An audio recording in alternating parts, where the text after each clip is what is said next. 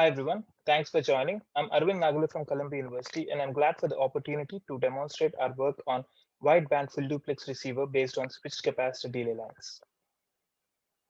Full duplex wireless is an exciting emergent wireless communication paradigm where the transmitter and the receiver operate at the same time and at the same frequency, thereby potentially doubling the network capacity immediately at the physical layer. Despite its advantages, full duplex wireless remains a significant challenge as it requires greater than 100 dB self-interference cancellation and real-time adaptation of the SI cancellers. As shown in this figure, a typical self-interference channel is very dispersive and have a very long delay spreads when seen in time domain. Therefore, the cancellers are also required to emulate the large delay spreads of the channel to achieve wideband cancellation. As an example, here we show the theoretical self-interference cancellation achieved by a time domain canceller across delay resolution and the total number of taps within the canceller. Typically, a large maximum delay within the canceller results in a better self-interference cancellation, and in the situations with same total delay, a finer resolution helps in achieving larger SIC. Unfortunately, however, achieving these large delays with fine resolution is not trivial on a CMOS chip, as the conventional methods based on passive LC circuits and active components suffer from large form factor, insertion loss, and noise penalty. In this work, we introduced switched capacitor-based time-interleaved circuits with capacitor voltage stacking to achieve large reconfigurable delays with low loss and compact form factor. Using this technique, we realized an FD receiver integrated with RF and baseband cancellers. The RF canceller in our chip consists of 16 delay taps whose delay can range from 250 picoseconds to 8 nanoseconds with a bandwidth of DC to 1 GHz. The baseband canceller consists of 8 complex weighted delay taps with a delay range of 0 to 85 nanoseconds across a double-sided bandwidth of 34 MHz.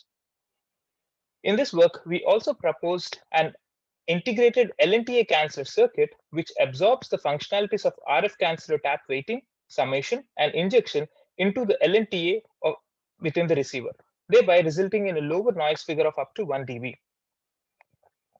Here, we are showing the measurement setup of our full duplex receiver. The full duplex receiver is interfaced with a 1 GHz CMOS circulator that was presented by our group at ISSCC 2020. And this is a sub-20 microcontroller controlling both the CMOS chips. To perform VNA-based cancellation measurements, the baseband outputs from the full duplex receiver are upconverted using an off-the-shelf frequency upconverter, whose output is then used to perform VNA-based measurements. In this slide, we are showing the iterative loop which can achieve best self-interference cancellation with low noise figure degradation and high power handling. This iterative loop leverages one-time calibrated analytical model for each tap that captures tap non-idealities and tap-to-tap variations. And this process greatly reduces the computation and storage requirements by 100 times when compared with a brute force approach that uses full measurements of all the taps. For a cancellation bandwidth of 40 MHz, we achieved a total SI suppression of 57 dB, 65 dB, and 70 dB when using 3 different antenna interfaces operating at 450 MHz, 800 MHz, and 950 MHz respectively. Using the measurement setup shown earlier, the iterative loop converges to a maximum self-interference suppression within 2 to 3 iterations as shown in this figure. Here, each of the iteration consumes a time of up to 5 milliseconds. Here, we are showing the live measurements of the SIC convergence. We implement this iterative loop in MATLAB. We first start with a circulator isolation of 27 dB, which is suppressed to 46 dB after the first cancellation iteration. The residue after the first iteration is further cancelled to 60 dB and 63 dB in the second and third iterations respectively. It has to be noted that interfacing with the VNA and SPI programming are the major time limiting factors in our current measurement setup, and the optimization of the cancellers itself consumes approximately 5 milliseconds per iteration as mentioned earlier.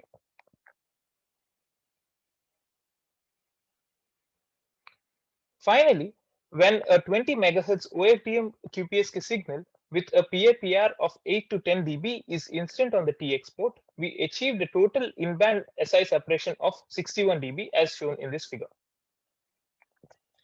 That concludes our demonstration. Thanks for attending. Please check out our paper number 6.6 for further details of our work. Finally, authors would like to thank the following organizations and people for their funding and support. Thank you.